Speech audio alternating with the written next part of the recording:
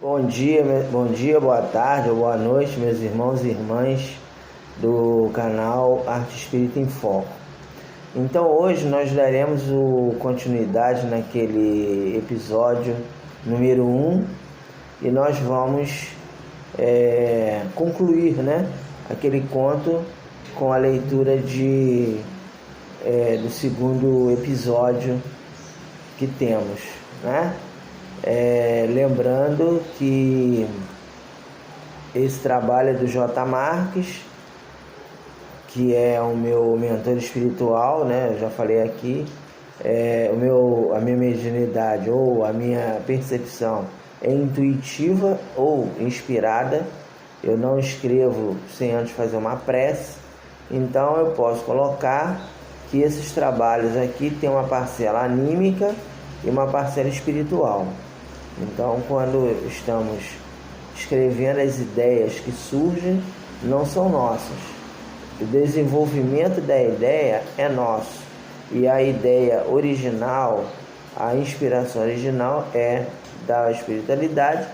Eu não sei o nome do meu mentor, como é um processo intuitivo, ele nunca se manifestou extensivamente, por isso que eu o denomino de J. Marques. Agora eu estou sendo mais transparente com vocês, porque a gente já tem um tempo no canal, a gente sempre fala J. Marques e algumas pessoas me perguntam, você não vai mostrar quem é o J. Marques, não vai apresentar pra gente?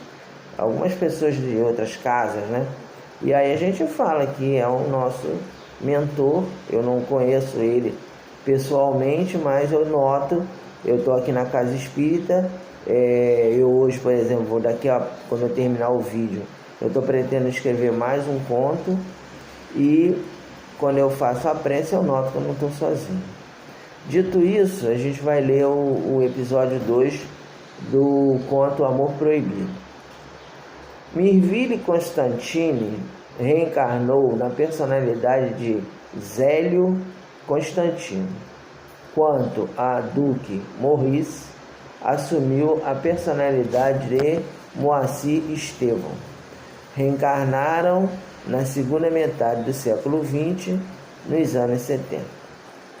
Zélio nunca começa o dia sem jogar búzios. Zélio mora na Baixada Fluminense e prepara-se para substituir a avó na direção do terreiro de Candomblé. A avó dele é a mãe Toninha de Inhaçã. Ele é pai pequeno no cantinho de Inhaçã, roça de santo, orientada há muitos anos pela sua avó. Mãe Toninha tem 89 anos, possui diabetes e obesidade mórbida. Sua fixação são os petiscos e belisquetes. Quando o neto descuida, ela devora uma bandeja repleta de salgadinhos, regada a litros de Coca-Cola. Atualmente, mãe Toninha está com 300 quilos. Vive presa no leito. Raramente desloca-se para fora do quarto. Antes da limitação física, a avó foi a única família que Zélio conheceu. O pai do rapaz sumiu no mundo. Acompanhado da filha de Toninha, viajou para a Europa e nunca mais voltou. Até hoje ninguém sabe o paradeiro do casal. A Maralina fez questão absoluta de destruir todos os laços que a ligavam ao Brasil. De acordo com mãe Toninha, a Maralina estava designada pelos orixás a continuar as atividades espiritualistas. Ela considerou a incumbência pesada demais para sua vida.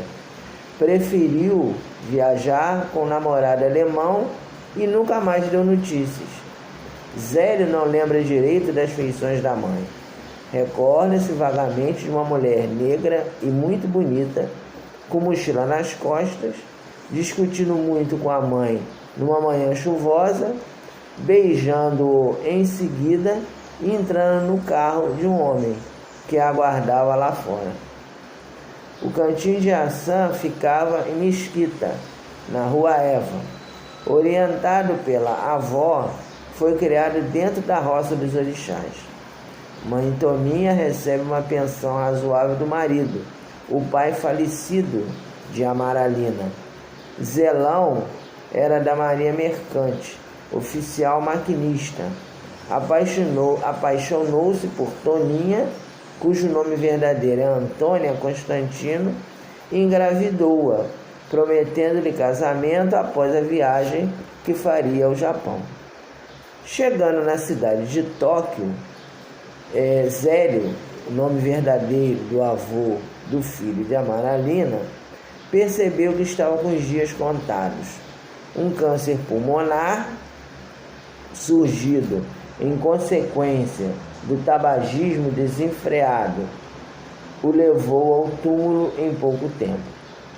Antes de falecer, assinou um documento deixando sua pensão para Antônia e declarando-se pai de Amaralina. Depois da morte do pai de Amaralina, Antônia recebeu o comunicado da Marinha Mercante anunciando o recebimento de uma pensão vitalícia, garantindo-lhe sólida sobrevivência financeira. Para espantar a saudade, Antônia, que era feita no santo, abriu sua roça na Rua Elva. Deu ao neto o mesmo nome do avô. Zelão foi o único homem que conseguiu conquistá-la.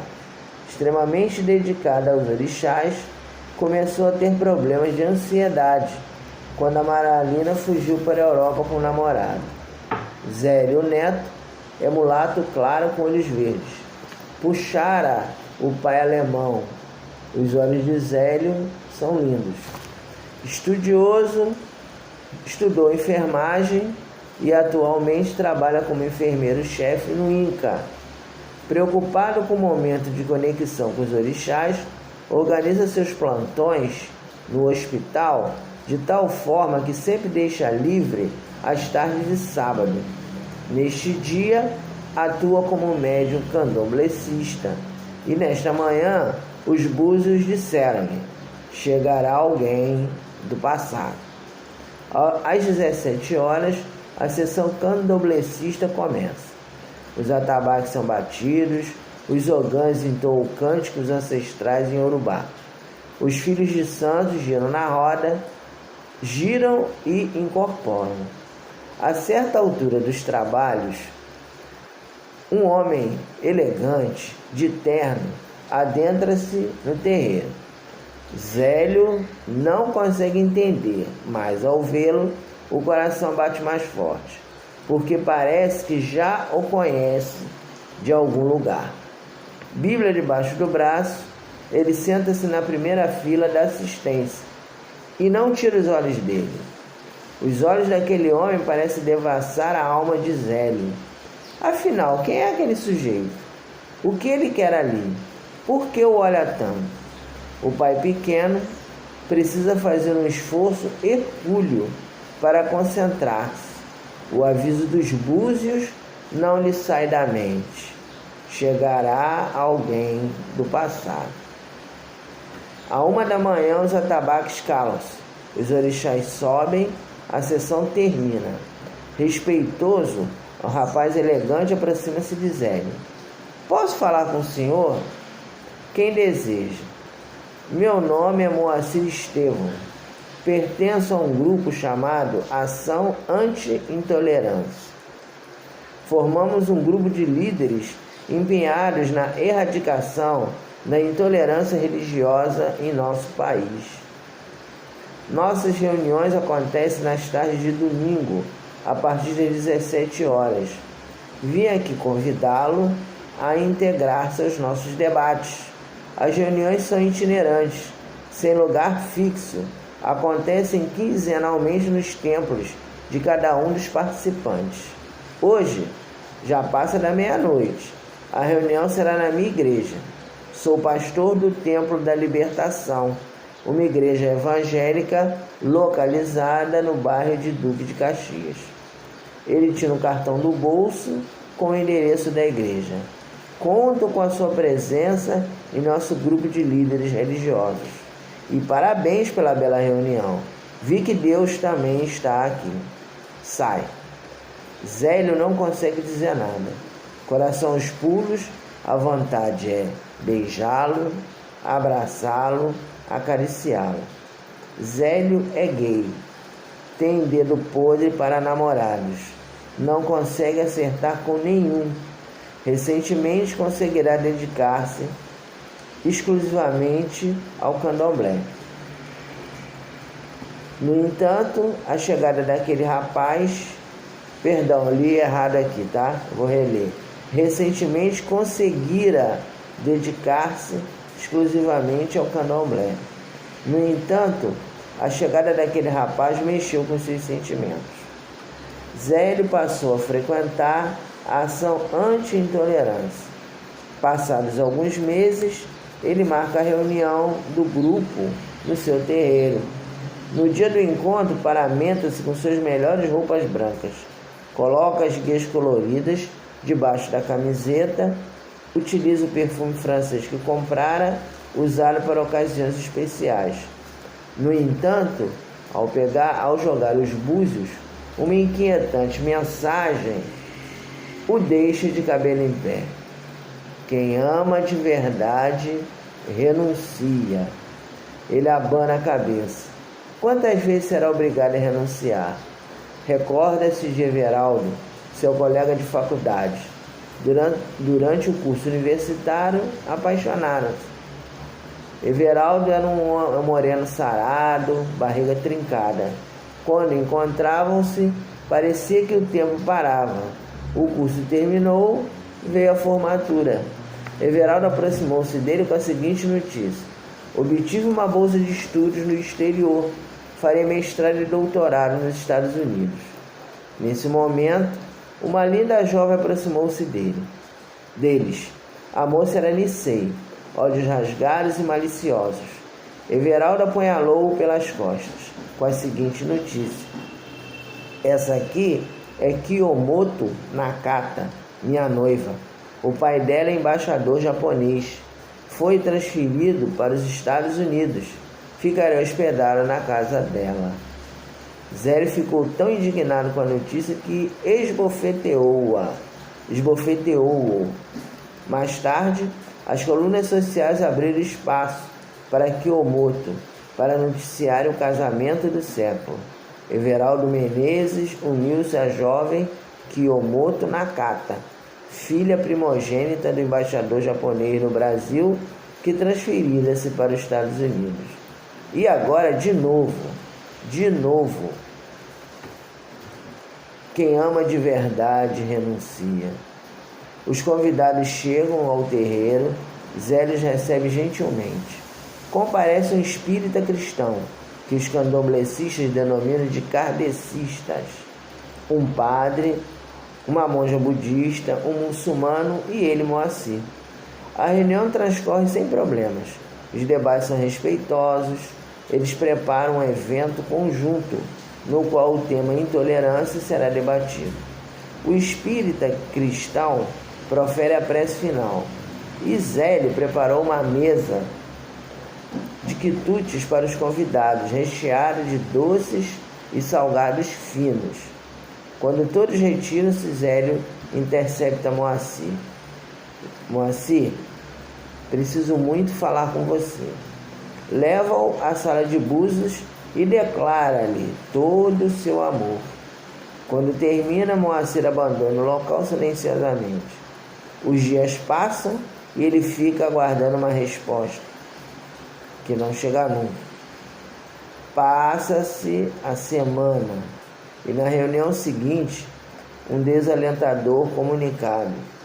O padre João avisa: o pastor Moacir se afastará provisoriamente de nossas reuniões porque sua esposa está grávida. Balde de água fria no coração de Zélio. Amor proibido. Ele, de tão decepcionado, pede licença para retirar-se mais cedo. Disposto a esquecer, vai andar na beira da praia. Ele já está quase conformado quando o destino o coloca novamente à prova. A esposa de Moacir está com 9 meses de gravidez, mas, num certo sábado, o pastor chega no terreiro cantinho de Inhaçã, decomposto, sem terno, cabelos despenteados, sem elegância, olhos vermelhos de tanto chorar. Zélio pede a Valentina, uma filha de santo de sua confiança, para que ela assuma os trabalhos, e arrasta Moacir para a sala de Búzios. O que aconteceu, meu amigo? Por que você está assim? Choroso, Moacir desabafa. Descobri que o filho que a minha esposa carrega no ventre é de um outro homem. Ela tem um caso extraconjugal com um sujeito da igreja, que é o meu melhor amigo, que é o meu braço direito no templo, e ele prega junto comigo nas reuniões, mas me traiu. Zélio o abraça, e o beija e o acaricia. Mas o pior ainda estava por vir, porque Moacir confessa: eu também sou apaixonado por você, meu amor. Minha esposa me traiu porque não gosto de mulheres. Raramente a procuro. Nossas relações íntimas são desinteressantes. Ela tem desejos que não consigo satisfazer. Meu casamento foi um grande erro. Um grande erro. Assim como você, eu também sou gay. E chegou a hora de jogar tudo para o alto para ficar com você. Leve-me ao seu quarto. Zélio deixa a Valentina à frente da reunião e passa uma noite maravilhosa com seu grande amor. Mas na manhã seguinte, ao acordar, uma carta deixada por Moacir, que saíra sorrateiramente sem despedir-se, é novo balde de água fria no coração de Zélio. Meu amor, não posso abandonar meus fiéis para ficar com você. Tentarei uma reconciliação com a minha esposa, tentarei ser um marido melhor. Assumirei um filho que não é meu, expulsarei o adúltero da igreja e procurarei ser feliz. Perdoe-me, mas quem ama de verdade renuncia. Saiba que um dia no céu estaremos juntos de novo. O seu Moacir. Zélio, perplexo, chora muito e guarda a carta. Nunca mais reencontraram-se. Pastor Moacir não voltou ao grupo interreligioso. Zélio desinteressou-se também. Certo dia, com roupas comuns, porque não podia ir naquela igreja com roupas de pai de santo, visitou o templo da libertação. E lá estava ele, Moacir, sorridente, ao lado da esposa, que amamentava um belo menininho. Zélio assistiu o culto e saiu em silêncio, sem coragem de aproximar-se. Despediu-se dessa forma de seus melhores sonhos de amor. Para sempre. Decidiu esquecer as paixões e dedicar-se exclusivamente ao candomblé. Tempo passa. Em 2019, durante a pandemia, os dois desencarnam, vitimados pela Covid. No plano espiritual, Zélio reassume a personalidade feminina. É Nirville Constantine. Os dois reassumem a aparência perispiritual do século XIX. Amparados pelos mentores, eles finalmente compreendem a lição aprendida. Quem ama de verdade renuncia. Não foram felizes na terra, mas serão felizes no céu. Bom, então é esse o segundo episódio. E 2 pontos que nós gostaríamos de destacar. Primeiro ponto é aquela questão que eu já comentei com vocês aqui anteriormente, de que, graças a Deus, hoje o movimento espírita respeita a pessoa que tem a orientação sexual homoafetiva. Graças a Deus, nós já conseguimos respeitar. Mas acontece o seguinte, tem muitos companheiros, que não têm coragem de assumir a sua condição real. São homens fisicamente e mentalmente são mulheres, ou vice-versa. São mulheres fisicamente e homens mentalmente. Quando isso acontece, pelo que nós lemos no livro Vida e Sexo de Emmanuel, que eu recomendo a leitura para vocês, é necessário que a pessoa faça uma terapia e encontre um caminho a ser seguido. Porque é uma decisão difícil, né? Quando você tem, por exemplo, o caso ali do Moacir, que era pastor, tem a pressão da igreja, né? Tem a pressão da esposa que traiu ele, mas que fala que ele não consegue satisfazê-la sexualmente. Tem a questão, deve ter a questão dos pais, que não vão querer que ele assuma publicamente que é gay. Então tem essas pressões. Então é uma decisão muito complexa, que a pessoa, para se decidir o que fará, precisa de uma ajuda profissional.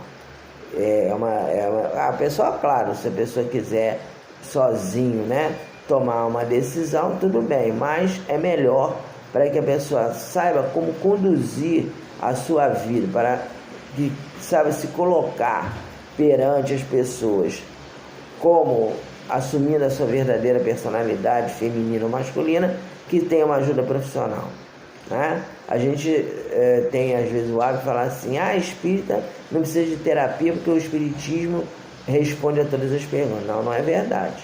Nesses casos é necessário sim uma terapia, né?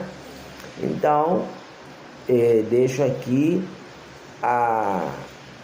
o convite para que vocês leiam o livro Vida e Sexo de Emmanuel, que ele fala sobre esses aspectos. Primeiro, sobre o respeito que nós, que somos heterossexuais, temos que ter por aqueles que têm o perfil homoafetivo, e não devemos condená-los, não devemos julgá-los, não devemos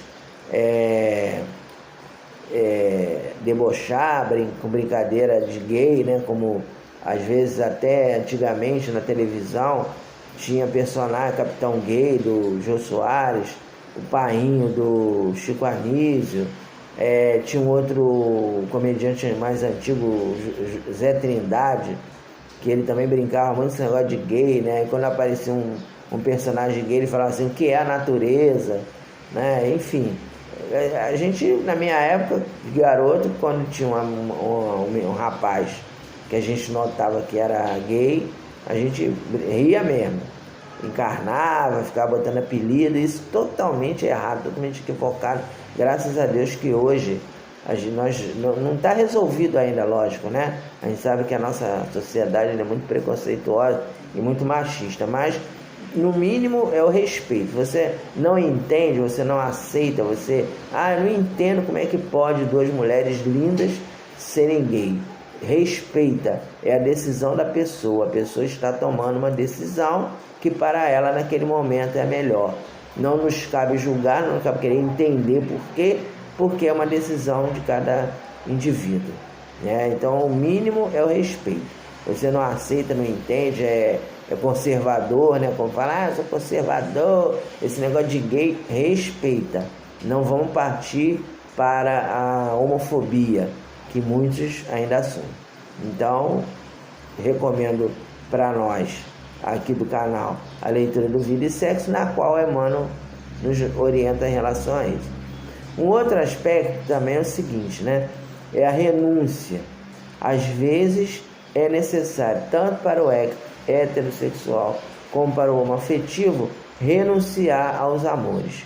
E aí eu conheci uma senhora que eu vou relatar, não vou falar o nome dela, mas vou relatar o que ocorreu, né?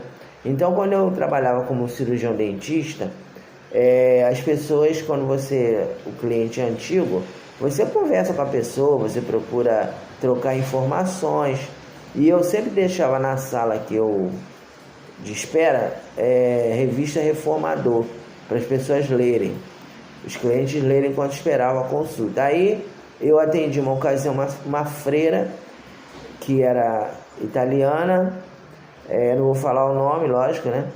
E ela começou a ler o Reformador, e aí falou comigo, começamos a conversar.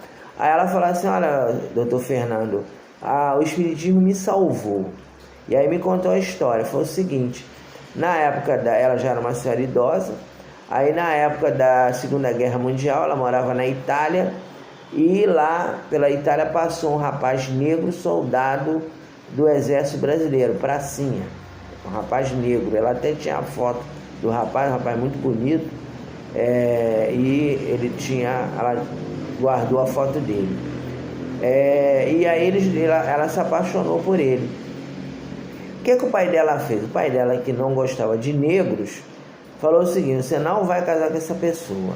Aí pegou a filha e, contra a vontade dela, colocou-a no convento. Pegou a garota sem ela querer, sem ela desejar, sem ela ter vocação religiosa, colocou-a no convento. Aí acabou a guerra, o rapaz voltou para o Brasil, e a paixão dessa senhora era tão grande por esse rapaz que ela resolveu vir para o Brasil. Ela pediu às suas a Madre Superiora, né, que ela queria fazer um trabalho no Brasil. Lógico que não falou que era por causa do namorado, né? Mas a ideia dela era vir para o Brasil e procurar o rapaz. Ela sabia mais ou menos, ele tinha deixado aí algumas indicações de onde ele morava aqui no Rio, vir aqui e procurá-lo e se declarar para ele e pedir licença para abandonar a condição de freira para casar com ele. E foi o que ela fez. Só que quando ela finalmente encontrou esse rapaz, ela conseguiu, porque ele tinha, quando ele voltou para o Brasil, ele falou assim: faz o seguinte, vai para o Brasil que lá a gente casa lá. E deixou o endereço para ela. Aí ela chegou no Brasil, apesar que ela não conhecia muito bem aqui, mas ela foi procurá-lo. Quando chegou lá, o que ela viu? A festa de noivado do rapaz. Aí ela chegou, ficou olhando, e ele viu que ela estava com ele, estava procurando, ele foi ao encontro dela. Ela viu que tinha uma festa, era a festa de noivado do rapaz. Uma moça muito bonita e tal. Aí ele saiu e falou assim: olha, fulano, aconteceu o seguinte, eu cheguei aqui no Brasil, como eu soube que você foi pro convento, eu arranjei uma namorada e eu tirei a virgindade da minha namorada. E agora eu vou ter que casar com ela. Eu preferia ter me casado com você, mas como eu não estava muito carente, muito tocado pela nossa situação, que você assim, a gente teve que se afastar, né? Então eu arranjei uma moça, fiquei namorando, e acabou que eu tirei a virgindade dela, e agora ela está me cobrando. Ela não está grávida não, mas ela está me cobrando e disse que eu tenho que me casar porque ela não quer ficar perder a virgindade e eu abandoná-la. Então você me desculpa, me perdoa, não sabia, né? E ela viu que realmente tinha que renunciar. Então ela desistiu dessa situação e voltou para o convento. Só que ela ficou revoltada, né? Aí lá no convento que ela estava inserida, tinha uma senhora espírita, e ela falou assim: olha, eu vou ver se eu consigo uma psicografia para a senhora, que lá na nossa casa espírita, quando a pessoa tem algum problema, nós colocamos o nome da pessoa na mesa mediúnica e às vezes vem alguma orientação. E realmente veio. Depois de um tempo, ela recebeu uma psicografia de um espírito amigo, uma senhora que tinha sido avó dela, e falou o seguinte: olha, fulana, você teve que passar por isso porque numa outra existência você adulterou, você fugiu com esse rapaz e abandonou os seus filhos. Você era casada, tinha filhos, você se apaixonou por esse rapaz, não pensou nos seus filhos e fugiu com seu namorado, na época que era esse rapaz que está reencarnado, e agora, como uma prova, você vai ter que passar por essa situação de renunciar a uma pessoa que você ama muito. Futuramente, quando vocês desencarnarem, vocês poderão se reencontrar e reprogramar uma outra reencarnação. Então a renúncia a um grande amor é algo mais comum do que a gente pensa. Às vezes você gosta muito de uma pessoa, mas você é obrigado por as circunstâncias da vida, como foi o caso que nós abordamos aqui no conto, a sair, abandonar ou abrir mão dessa relação em prol de um benefício maior. Bom, pessoal, então era isso que a gente queria conversar com vocês. O livro que a gente está recomendando é Vida e Sexo, de Emmanuel, que nós continuemos nos nossos diálogos, e eu vou passar o próximo vídeo daqui a 15 dias. Espero que vocês estejam gostando. Eu já deixei com vocês o meu e-mail. Se vocês quiserem colocar alguma informação, alguma crítica, vocês coloquem, que a gente está aberto a receber. Até a próxima, que Jesus nos abençoe.